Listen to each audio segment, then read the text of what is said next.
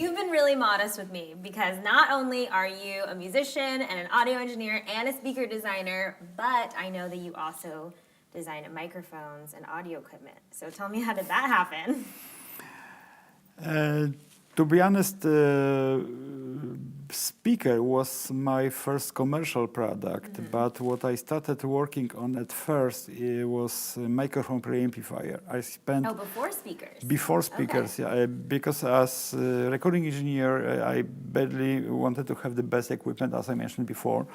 And with microphone preamplifier, we are dealing with gain 35, let's say 35 dB for large diaphragm condenser microphones and something like 70 dB for ribbon microphones. So there's a lot of gain, and it's very sensitive for the quality of the sound. And I spent, to be honest, at least 10, 15 years on doing research and shoot out for microphone preamplifiers. That I started modifying existing microphone preamplifiers, and then I ended up with building my own. And actually, after I built the speaker, because as I said, first I wanted to hear what I'm doing. And right after that, I had my first microphone preamplifier, which was immediately awarded by Pro Audio Review.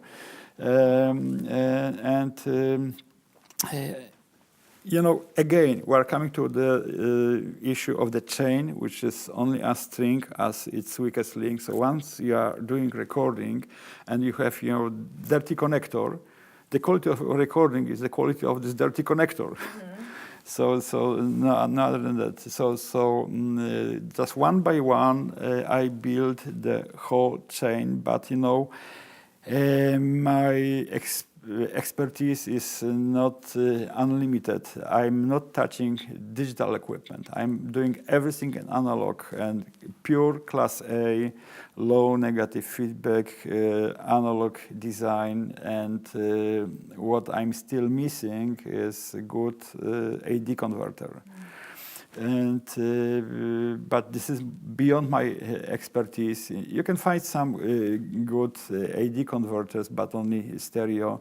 I spoke with many manufacturers, and nobody wants to manufacture high quality, top quality multi-channel AD converter because it's too expensive. There's no market for this and this kind of thing. So finally, I took one of the brands run by a friend of mine, and I built a new power supply for this, and I did my stuff I simply modified this equipment. So this is the only piece of equipment I don't have on my own. But also I built a microphone, and right now I'm in the process of designing a diaphragm.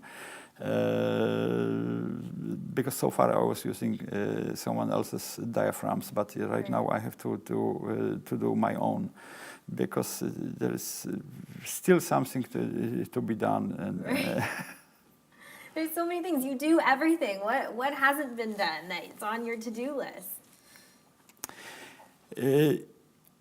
I have to mention one name over here, and Keith Johnson from Reference Recording. This gentleman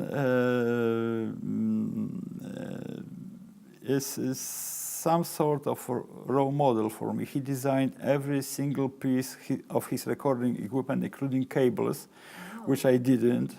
And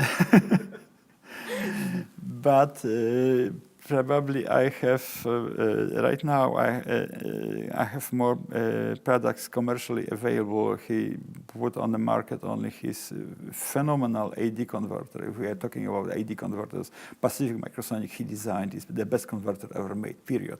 Not longer manufactured, because it was too costly and also power amplifier, which is also commercially available. Other than that, he keeps all these secrets for himself. Of course. So that's why I'm not sure if I will make my microphone commercially available, because I want to have something for myself, because my big goal is to have my audiophile label, but high resolution surround 8 channels, my way, not 5.1, 7.1, 8.0, and I have my own idea how it should be done. And you know, whether we're talking about 10.2 or 22.2, it's we don't need it. You know, be practical. Okay.